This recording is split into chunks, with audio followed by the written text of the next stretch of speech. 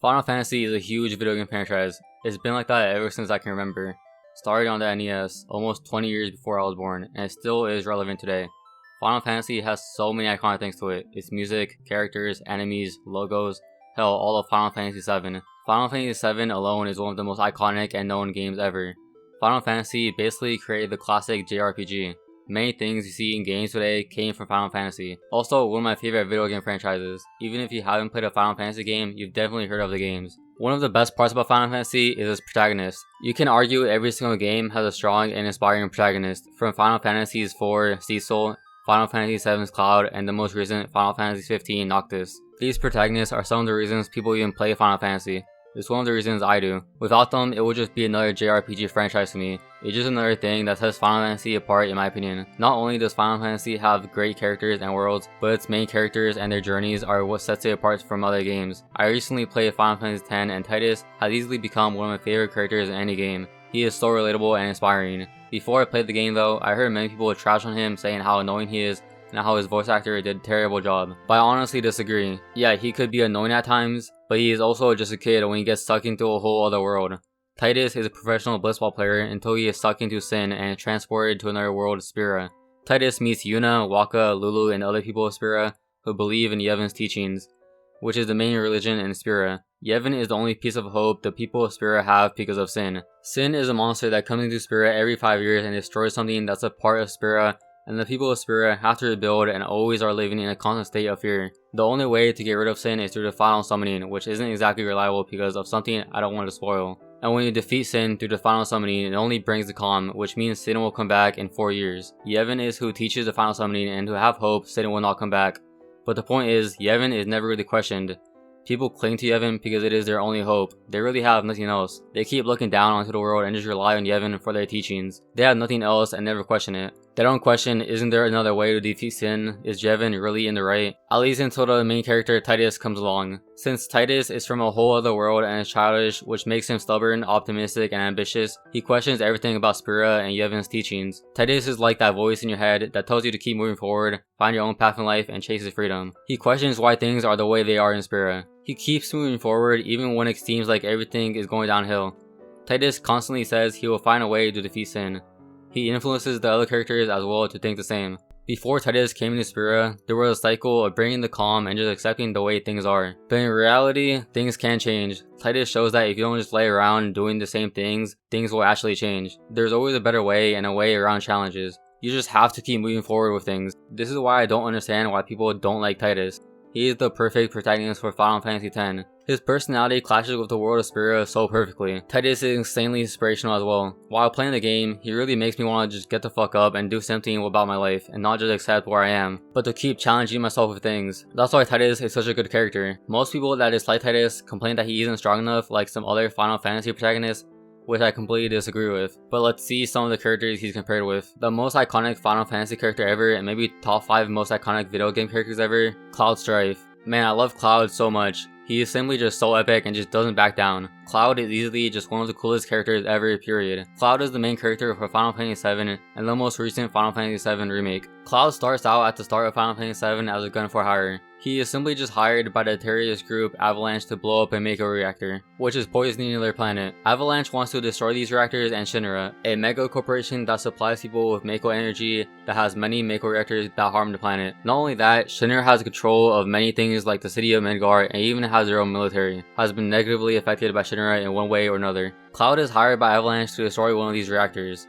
At first, Cloud is just doing what he is paid to do. Cloud is strong and uses a huge sword because he sees himself as a hero, but he's simply just doing what he's asked to do. Cloud though later discovers more about what the terrorist group Avalanche is fighting for. They are fighting for the planet itself. Barret, the leader of Avalanche, is very passionate about what he does, which influences Cloud a lot, as well as Tifa, Cloud's childhood friend. Cloud really discovers what it really means to be a hero, that there is more to it than just being strong and having a huge sword. He learns to be compassionate for the planet. Not only that, but he also goes through a huge identity crisis that I don't want to spoil, since there's still many people experiencing the story of Final Fantasy VII for the first time. But overall, Cloud isn't just the emo character some people see him as, which I hate when people call him that, because calling him that would just be ignoring everything he goes through as a character. Cloud doesn't hide from challenges and seeks to save the planet from Shinra and Sephiroth. Not only does he chase Sephiroth to save the planet, but to save himself, but not in a literal way. Cloud wants to learn about himself as well, since Sephiroth is linked to Cloud's past. Cloud wants to know his true self. Cloud's story is one about finding yourself and discovering your inner strength, which I liked a lot. It's one of the best personal growth stories in any video game. The change he goes through is so wild. It gets super complicated as well. It's super inspiring to see Cloud go through what he does. Cloud's story makes Final Fantasy VII what it is. Without him, the game just wouldn't be the same. Cloud is as popular as he is for a reason. Not only does he have the cool gear and sword, but he also has one of the best journeys as a character ever. Cloud's character and Final Fantasy VII teach so many things about life as a whole and finding yourself. It's no wonder why Cloud still remains the most popular Final Fantasy character to date, despite his original game coming out over 20 years ago. The last character I want to talk about is Lightning from Final Fantasy XIII, the most controversial game in the series, well, at least until Final Fantasy XV. Lightning is one of my favorite characters as well. She is a strong female lead in Final Fantasy XIII, and her main goal is to save her sister who has been taken by the Post-Fal'Cie and turned into a l'Cie. Not something I feel like explaining, to be honest, but all you need to know is that Lightning needs to save her sister. Also, that Lightning has basically hidden her emotions and is similar to Cloud from Final Fantasy VII, in which she tries to be really strong because she has had to protect her sister for so long. She doesn't deal with her feelings. The only feelings she ever really expresses in the start of the game is anger. Lightning is really hard to read as a character. The way she changes is really subtle. Lightning isn't one to explain what she feels, but more to show it in her actions. Throughout the game, she really becomes a better person in finding herself and how she interacts with other people. Instead of being emotionless and only focusing on how to protect her sister, she spends time with characters like Hope and Snow that really changed her. Her journey with the other characters makes her realize many things about how she approached things like protecting her sister. Another great character in Final Fantasy. It's one that's really driven by its characters and world. Final Fantasy XIII's world is one that is so grand and complex that really plays into how its characters are. It even rivals Final Fantasy VII for me.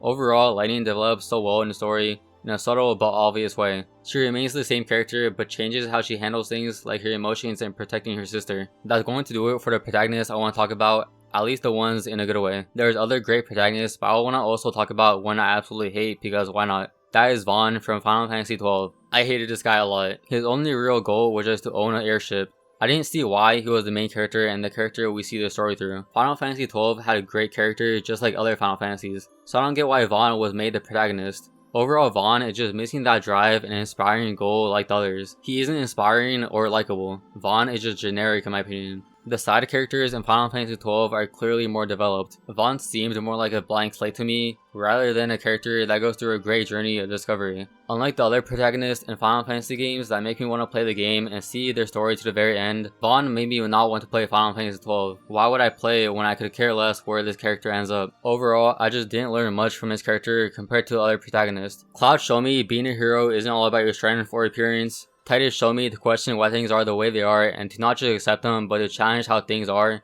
And Lightning showed me that your approach to things might not always be the right one and you can change that.